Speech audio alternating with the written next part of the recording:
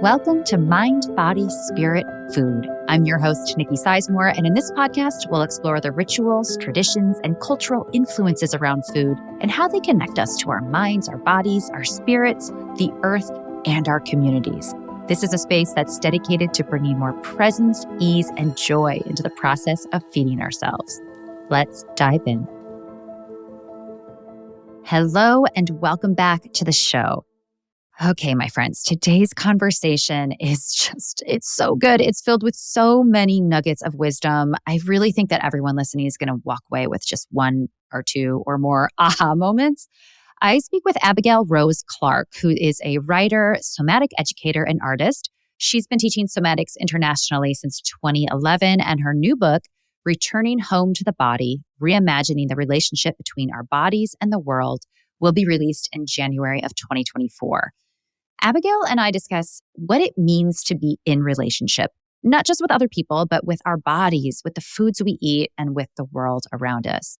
She describes how when we return to the body, developing a deeper relationship with ourselves, we open the door to curiosity.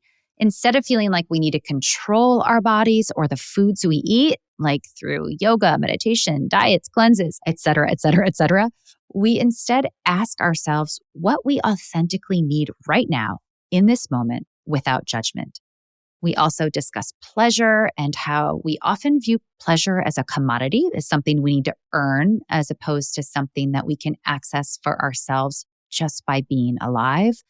We touch on change and grief, the role of food in comforting us. I mean, there's so much here, but I want to get to the episode. I think you guys are going to love this one.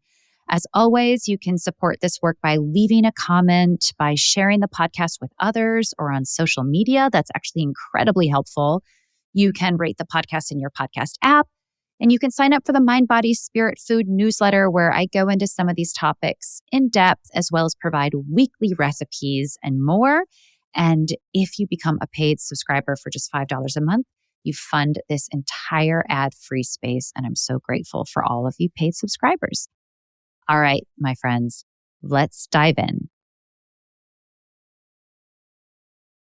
Hi, Abigail. Welcome to the show. I'm so pleased that you're here. I'm so excited to be here. Thank you so much, Nikki. This is really wonderful. Well, I had the pleasure. You sent me a little sneak preview of your book, and I read the first chapter, and I felt like you were streaming through my consciousness. I am so excited to read this book.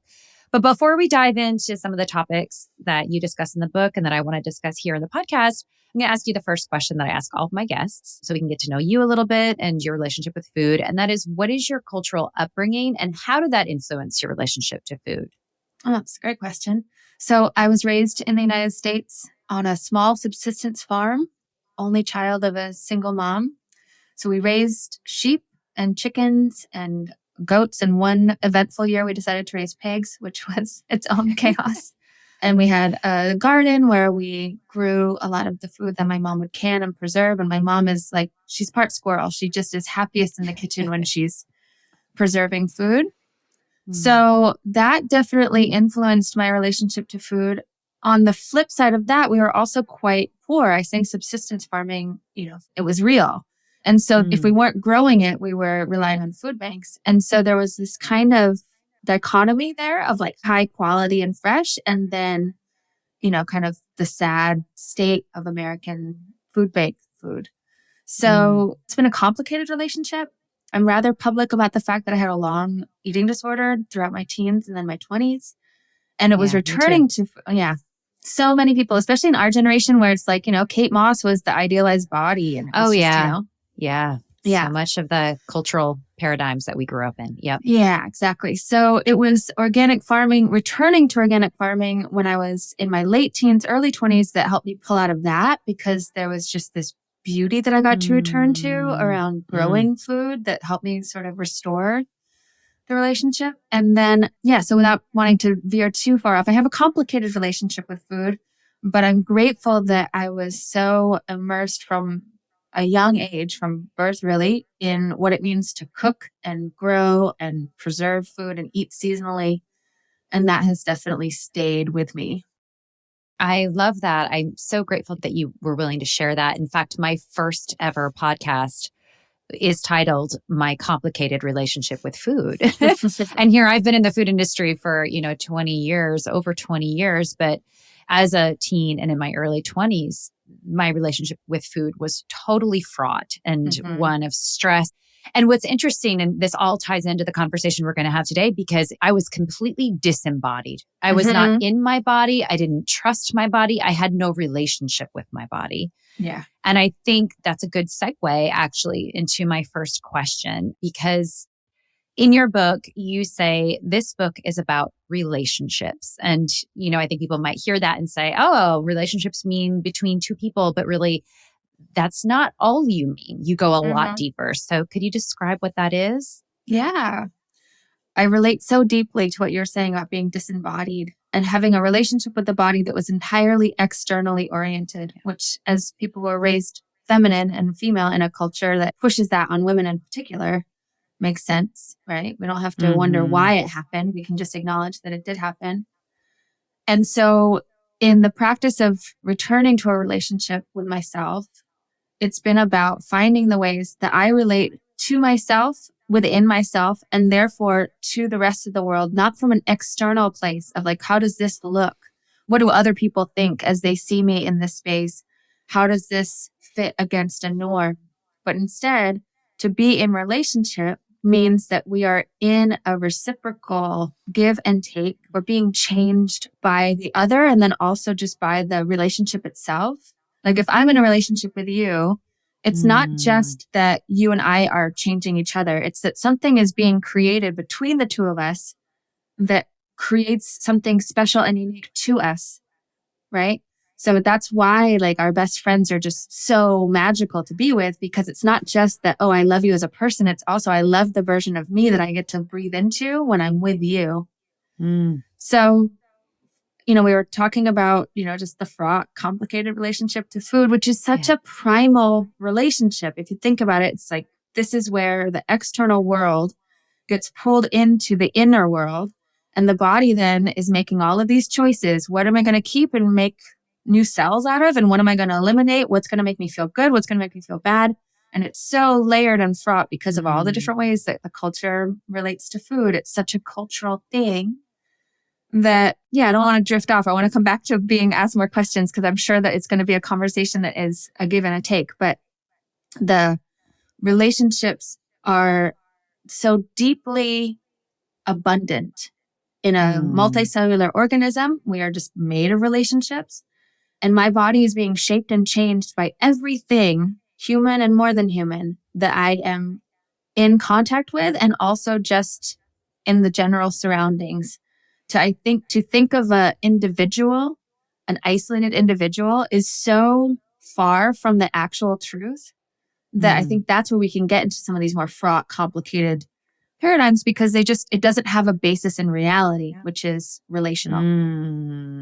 There's so much here. I have goosebumps. And there's something that you said that I haven't thought about before. I talk about relationships, but I often term it connection within my own work, because I do believe that the more we can connect to ourselves, the more we can therefore create connections with the foods we eat, with the land, and therefore with each other. But what I love that you just said that I kind of want to reiterate to the listeners is that, yes, it's about those connections, but the connections themselves, the relationships themselves, kind of create their own energetic force. And I hadn't thought about that. It's not just you and I, but there's something about you and I together that has its own power.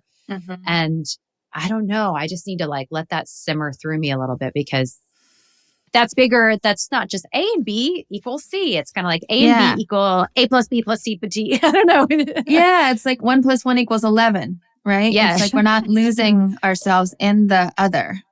Right. We're creating something entirely different and more. Yeah. So where did this passion for relationships start for you? I know we talked a little bit about your background, a little bit about food, but as I've kind of started to poke my toes into your work, you are fascinated with the body and with the relationships within our bodies and how that relates to our relationships outside of our bodies. So Yeah. why?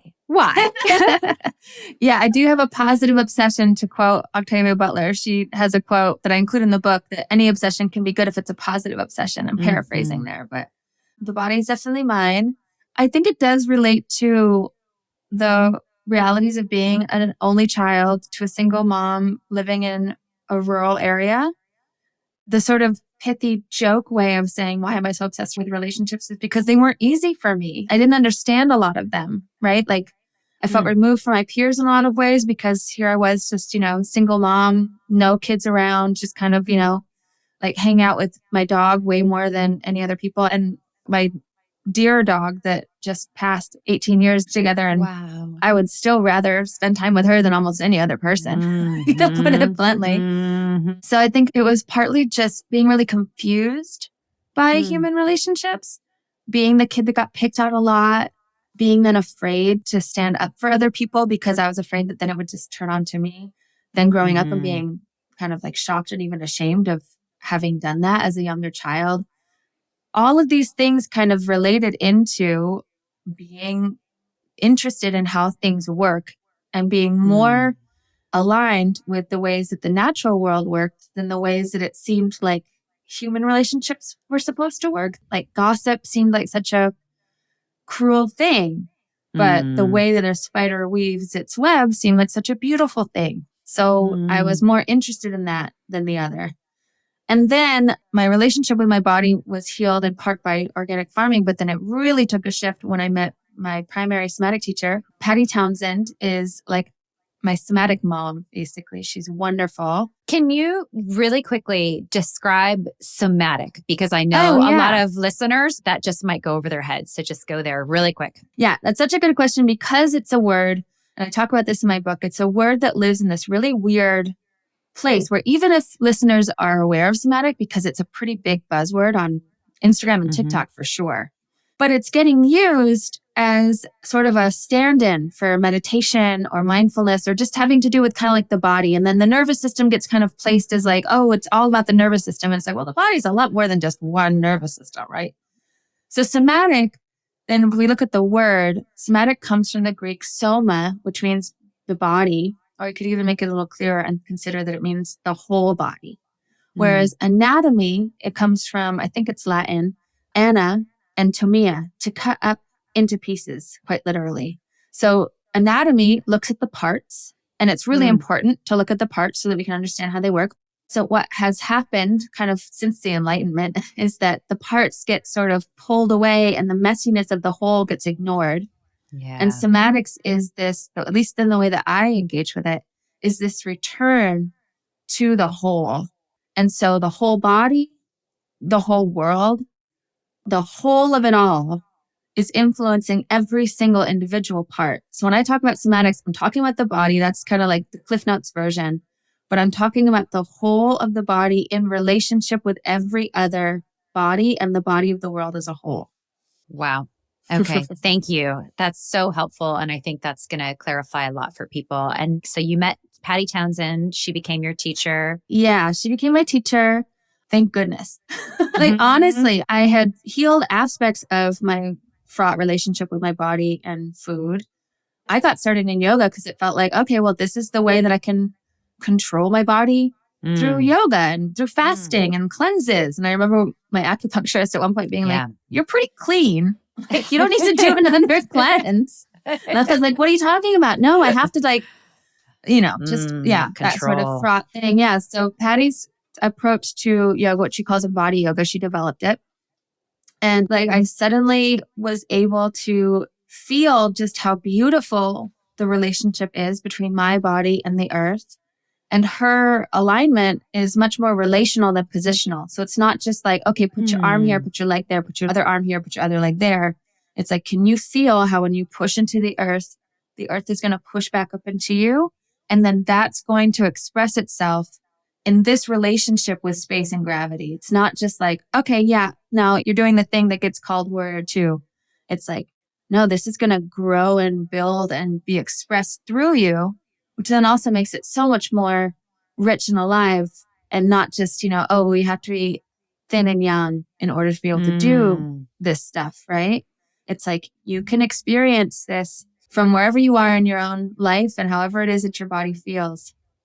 So yeah, that was pretty essential. And it was a very central turning point in my life was meeting her for sure. What amazing reframe. I think still a lot of people who are listening without knowing.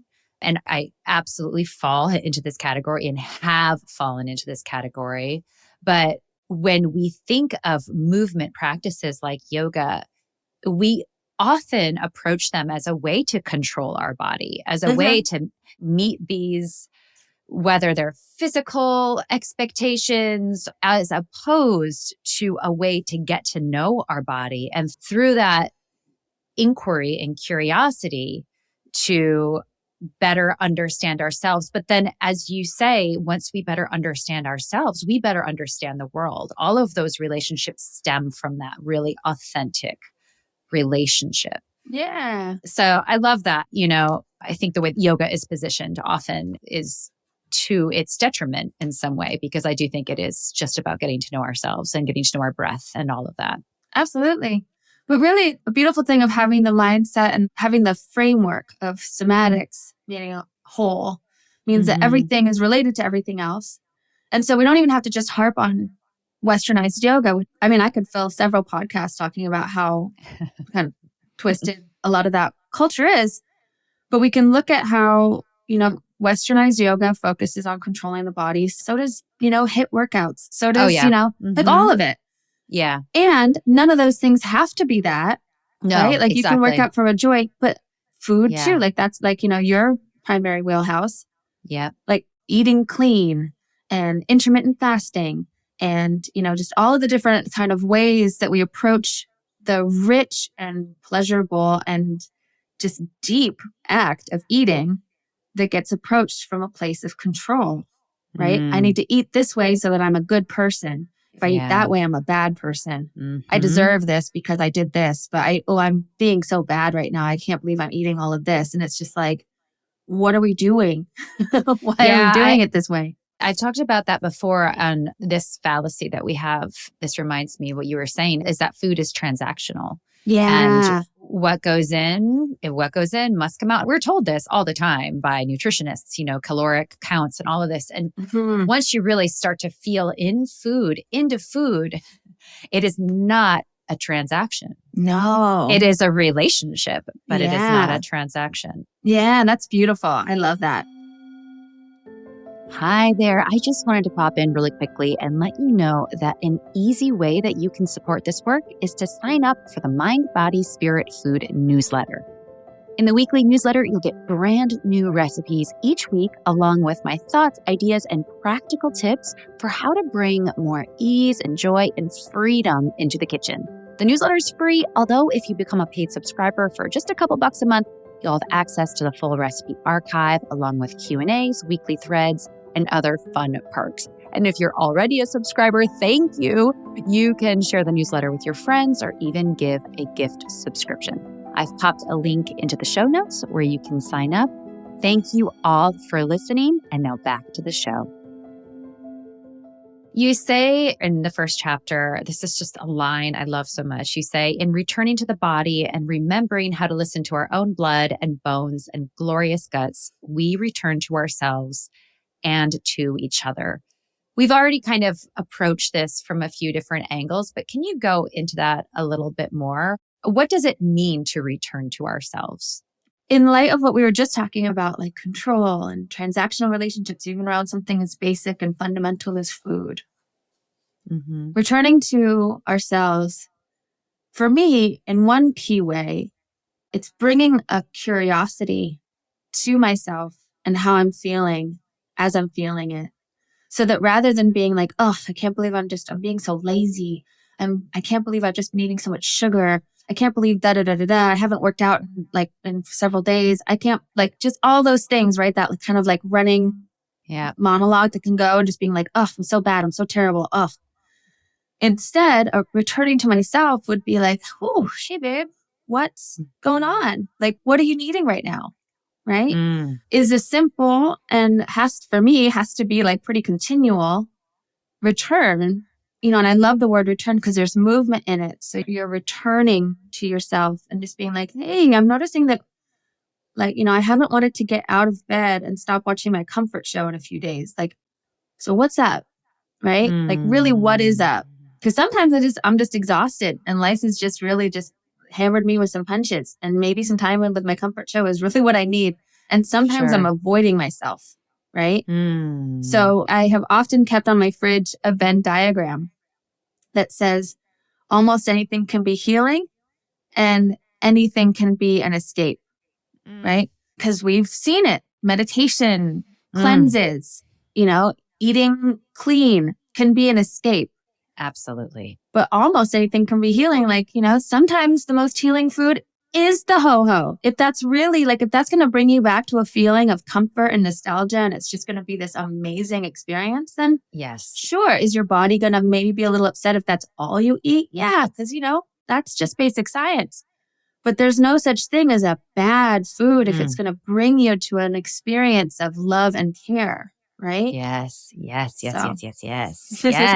I love all of that so much because it's that approach that we have, that curiosity that we have. And I was just writing this morning, my newsletter that's going out this week, which when you all hear this podcast, this will be, a month or two old, but it's about that noise in our heads. I talk about food noise is the term I talk about in this newsletter, but also just the mental noise that if we're not aware of it can end up controlling our lives and we don't even know it. And that's certainly for me when I had an eating disorder in my late teens and early 20s. Food was like constant static in my brain. What should I eat? What shouldn't I eat? What's healthy? What's not healthy? When should I eat? And then I would eat and it wouldn't stop. And then it would be like, was that good? Was that bad? Do I need to work out? It was completely exhausting. And it wasn't until, even now within my life, I'm a very mental person. I love reading and studying, but if I'm not careful, that mental side of me wants to take over and wants to be like, all right, we're going to go do all of these things. We're going to get all the work done. And what happens if I don't see it? Then I become very disconnected to my body, to my emotional body, to my spiritual body, to the other messages that have become so valuable as I live my life now in my 40s. But it's just that, I guess what I'm coming back to is we need to take that time we don't need to do anything, but I like to take that time to get curious about what that noise is. Where is that coming from? Is it an old pattern? Is it because I'm in a mode of fear? Is it because I'm stressed out? Or, what is it? And with having a massive amount of compassion for myself, because this is what we are. We're human and this is going to happen. Yeah. What a human thing to make a mistake, right? Yes. I remember I sent my former professor, I sent her what I thought was the finalized draft. And she read it all cover to cover. Thank you, Barbara from Curtis, so much. And then she wrote me back and she was just like, hey, chapter 8. She was like, you described this pretty much backwards. And I was like, oh no, it's so embarrassing. And I wrote her back. I was like, oh my goodness, thank you so much. I'm really so embarrassed. I had all this shame come up. And she was just like, oh no, I remember when you were my student, you said, oh no, it's just such a human thing to make a mistake. And I was like, oh, that's right. I did say that. And now when it's my turn, it's not human to make a mistake. But it was so sweet of her to just be like, no, it's fine. No, it's fine. Yeah. I love that. Yeah. I love that. That's how we grow, right? It's such what a human thing to be a nervous, worried overthinker. Yeah, exactly. And that's where I think work like somatic work is really helpful especially for us mental people that love to get into the things. It's so fascinating for you because as you say in your introduction or in the first chapter that you love science. You love study. Our minds are critical for our growth and our evolution. And there is a balance there that often maybe gets neglected within our culture. Yeah, absolutely. I love science and I had major math phobia. The process of learning science in a group or math in a group is really hard for me because I learn it a little bit slower. And so I love science. And also some of my worst experiences have been in classrooms where I've been trying to learn calculus, just trying so hard and not doing a good job at it. But I mean, the mind is amazing and methods are really helpful. Like the scientific method is beautiful in the way that it prioritizes the continual effort to move closer to the truth. If you realize that this is no longer true, that better research or better technology means that this isn't true anymore, we move closer to the truth now. Nothing is ever proven according to science. We just have these theories that have really been able to hold water over time, right? But in order for it to stay true, it has to continue to be true as we learn more. Otherwise, it gets adjusted. And I think that's so beautiful. Like, I think that is a really beautiful way to go about the complicated work of being a human. If it's still true, I'll keep on integrating it. If it proves itself to not be true, I have to let it go. That just goes right back to this noise, or maybe some of that noise that we have in our mental field sometimes is just old patterns. Old patterns are hard to let go. You know, we create these neural synapses that can be hard to change. But I, myself included, think a lot of people fear that change and fear that ability to say, this is no longer working. Let's pivot. I think that's a very scary place for people to go. Absolutely. It's a scary place to go. Okay. This is where I'd love to just share a little kind of like science nerdy thing. Yes. So in one of the chapters, I'm talking about the cell membrane and how cell membranes are actually this really beautiful proof that at the deepest level of our cells, we actually do understand healthy boundaries because cell membranes are adaptable. They're semi-permeable. They let some things in, they let some things out. They're able to respond to changing environments. It's really pretty amazing that at the core of us, we do understand this. It's a little bit harder, you know, once we get big and complex like the humans we are, but at the core of us, we understand it. But everything alive, actually everything is a carbon-based cell membrane. So fungi and bacteria and animals and plants, everything is a carbon-based life form. And carbon-based molecules allow for life to happen because they create both covalent and ionic bonds. So some bonds that stay together really firmly, but not permanently. They will change, right? But they're pretty solid. And then ionic bonds, and they change pretty easily, right? But without getting into the weeds of chemistry, anytime that a carbon bond changes, there's a release of heat and energy as the molecules try and find their balance point again. When I was learning that, you know, one of the ways that I approach learning science with a mind that really gets overwhelmed by math and science kind of quickly is I try and make that into relationship models. And so when I was learning that, I was like, oh, well, of course, change is kind of scary and chaotic because if at the very molecular level, a change in the bonds creates kind of heat and a little moment of chaos as things kind of try to settle themselves into their new arrangements. Well, then of course that's going to feel like that when it's happening out in the tangible world as well, right? So I don't have to fear the chaos. It's just part of the process. And if I can, in fact, take a little bit more levity with it, then that makes it a little bit less daunting as well. For me, learning that was a freedom to let go of the idea that I could somehow control my way into a completely easy life where I could handle anything as it came, right? Because chaos is just part of it. The molecular level chaos is part of it. So prepare for the chaos rather than trying to prepare your way out of chaos. I have found to be more helpful, and I still get it wrong all the time, but you know, it's at least a little bit more helpful. To know that is part of the foundation of what we're built on. Yeah, like all life is change. Of course. Of course. Yeah. Well, it does. It takes away the fear and it enables us to have agency during the time of change to be like, oh, okay, this is hard. And that's that it's supposed to be. And that's okay. Yeah. And then that returning to ourselves rather than being like, you should be able to handle this by now. Like, how many times is this hard for you? And then it's just like, oh, of course this is hard. Of course you're wanting your comfort show and your comfort foods because this is hard. Yeah. Okay.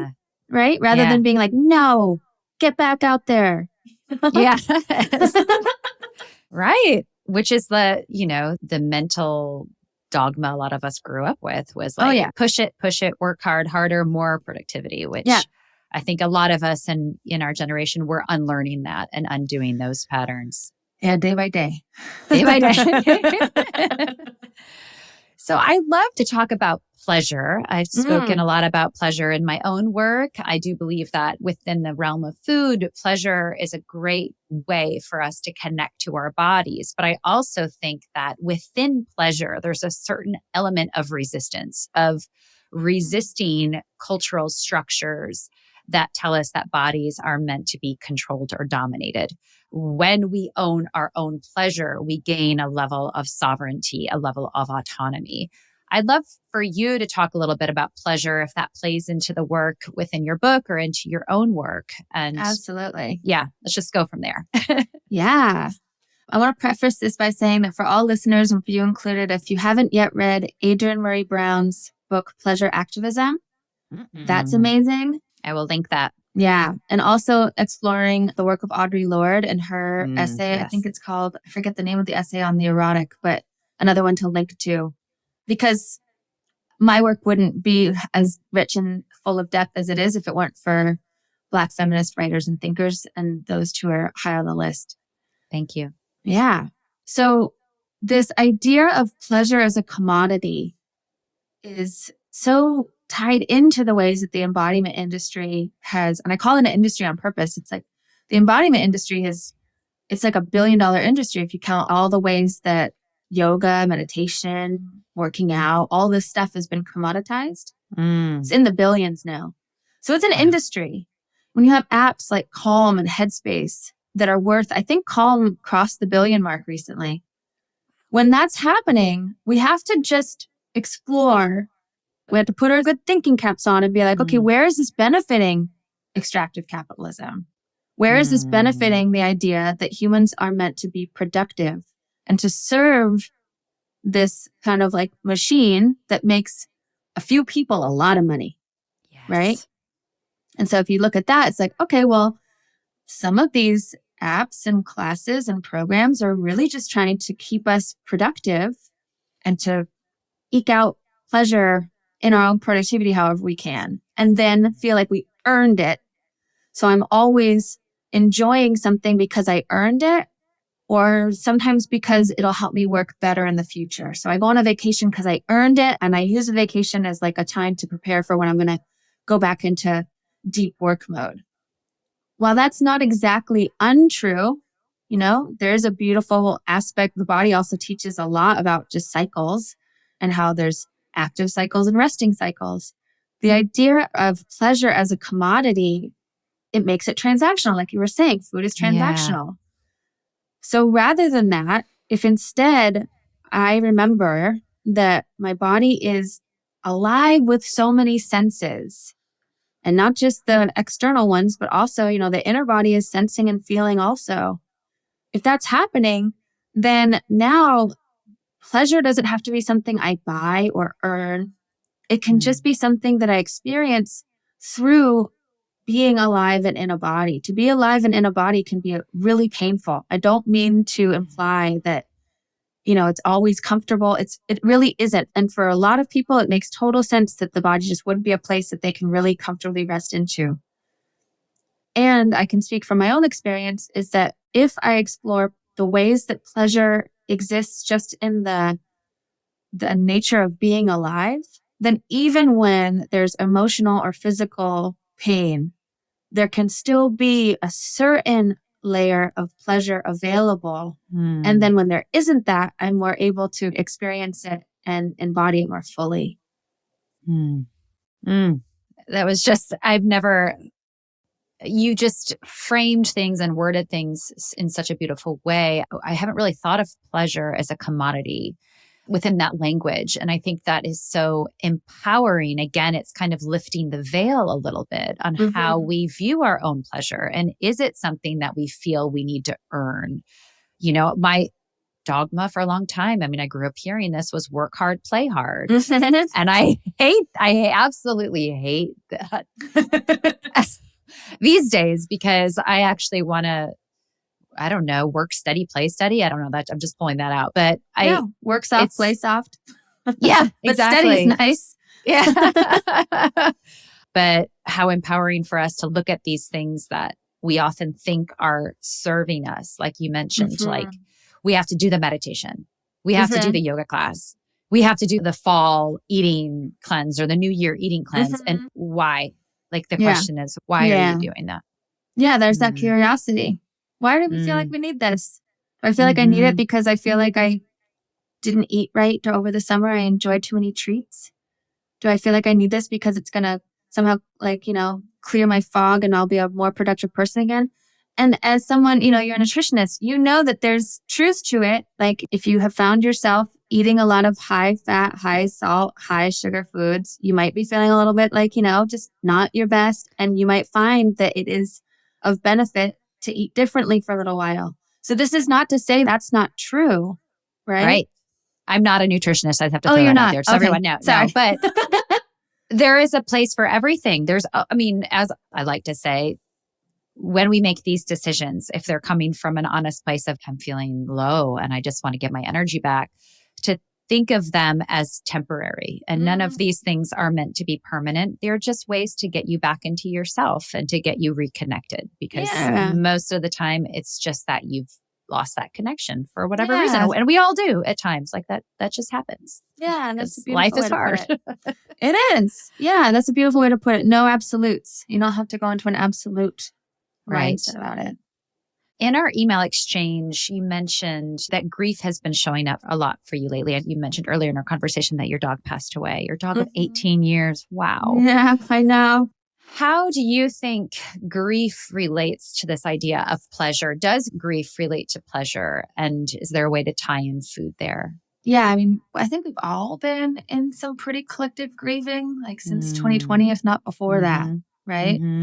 So, and my dog, Lodi, she was awesome. We did everything together. We traveled all over. I was joking with a friend recently that the only modes of transportation that she was never on was a cruise ship and a helicopter. Because those are the only Wow. modes of transportation I've never been on. So, yeah, we did everything together. She was just like this bundle of joy and just so awesome.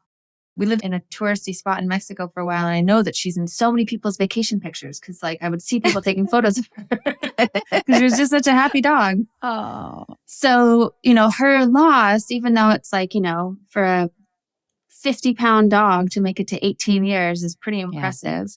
It was still so hard for me, even though I knew it was happening and she let herself get old nice and slowly. It was still so sad and so like such a wild ride and just this kind of closing of an era.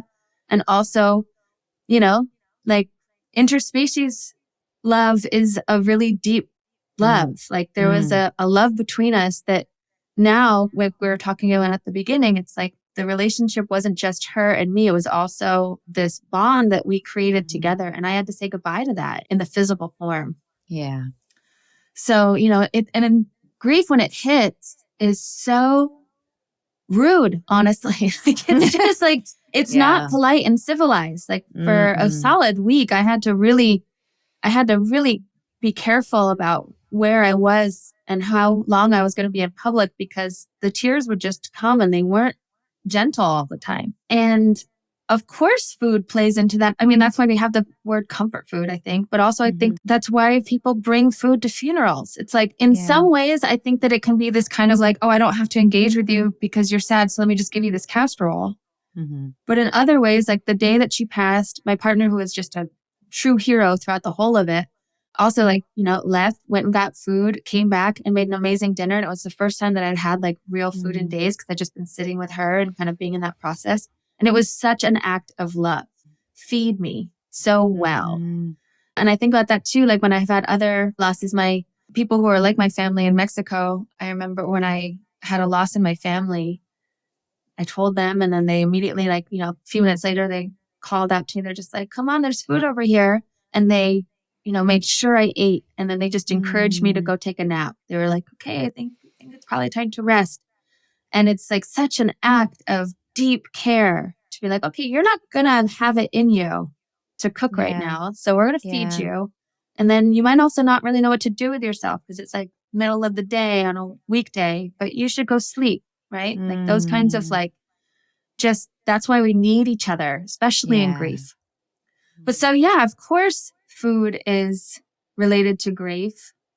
And unfortunately, when we lock ourselves into these ideas of good food versus bad food. We might lock ourselves out of some of the ways that food can offer deep, nourishing comfort, right? We're like, that chocolate fudge cake might not be the thing that I should eat for dinner every night, but if it's giving me a true emotional comfort, then go for it. I feel like I could talk to you for days. And I have no doubt I could, but we have to wrap things up, unfortunately. Before we do that, could you just let people know when your book is coming out, where they can find it, where they can find you, and all of that good stuff? Yeah. So the release date is January 9th, 2024. You can buy it wherever books are sold. And a really great way to help new authors of independent publishers, because my book is published by North Atlantic Books, but it's distributed by Penguin Random House. So they do a great job. It's everywhere. You can find it anywhere. But a really great way to support authors, me and anyone else that you want to support, is to go to your local indie bookstore and ask them to carry it. And that way, it just kind of gets the word out. And so you can do that anywhere. The name of the book is Returning Home to Our Bodies. And if you Google it, it'll come up because Penguin Random House does a really great job at that. Wonderful. I can't wait to read the whole thing and to have that in my hands. Yeah, I'm so excited. I do have one more question for you. This is another question I ask all of my guests, and it's just a fun one. And it's the way I close every episode. It's your last meal on earth. What would it be? In this moment? In this moment? Yes. Because for me, it changes by the hour. But. Oh, yeah, that's a difficult one. Okay. It's my last meal on earth. So that also means that I don't have to deal with any tummy aches after? No, nothing. This is it. You're going. Okay. Then I'm going to have a vanilla soft serve with rainbow sprinkles. A big one. I grew up in the Midwest, and soft serve is definitely one of my comfort foods. I love it. Good. So good. Yeah. So that's what I would do. If there's no repercussions later, that's what I'm doing. Amazing. Thank you so much, Abigail. It has been a joy. It's been such an inspiring conversation. I know that everyone listening is I think there's going to be an aha moment for absolutely everybody who listens. So thank you for sharing your wisdom. Thank you. Thank you so much for having me. I'm really excited. Thank you so much for listening. If this work resonates with you in any way, you can support it by leaving a review or comment or sharing it with friends. Also, you can sign up for the newsletter, Mind, Body, Spirit, Food. And by becoming a paid member for just $5 a month, you help fund this entire project. Thank you so much to all of you who are already subscribed, especially to those paid subscribers. This work could not happen without you. I'm Nikki Sizemore, and as always, remember to nourish yourself with intention and love.